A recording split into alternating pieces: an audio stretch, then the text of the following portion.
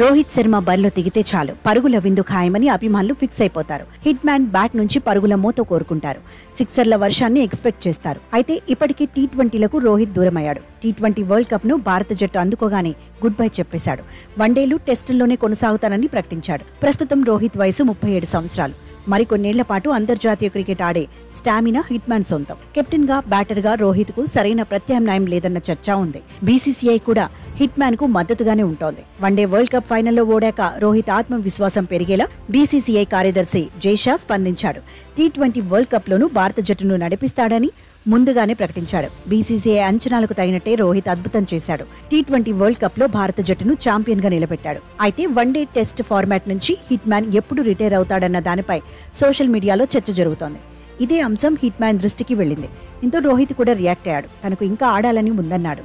Retirement గురించి ఎక్కువగా ఆలోచించట్లేదన్నాడు. తనకు లాంగ్ టర్మ్ ప్రణాళికలేమీ లేవన్నాడు. ఆటను ఎంజాయ్ చేయడమే టార్గెట్ అన్నట్టుగా హిట్ మ్యాన్ స్పందించాడు.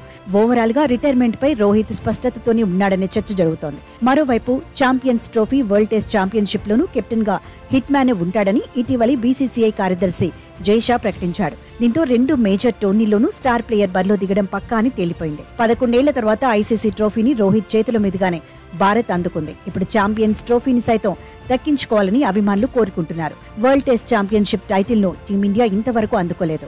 తొలిసారి విరాట్ కెప్టెన్సీలో భారత జట్టు ఫైనల్ చేరింది.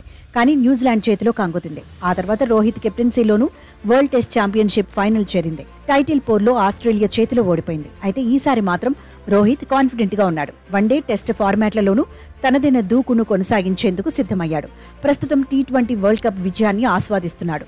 శ్రీలంకతో సిరీస్లో రోహిత్ ఆడే అవకాశాలు లేవు. ఫ్యూచర్ సిరీస్లను దృష్టిలో పెట్టుకుని రెస్ట్ ఇవ్వాలని బీసీసీఐ ఆలోచిస్తున్నట్టుగా కథనాలొస్తున్నాయి.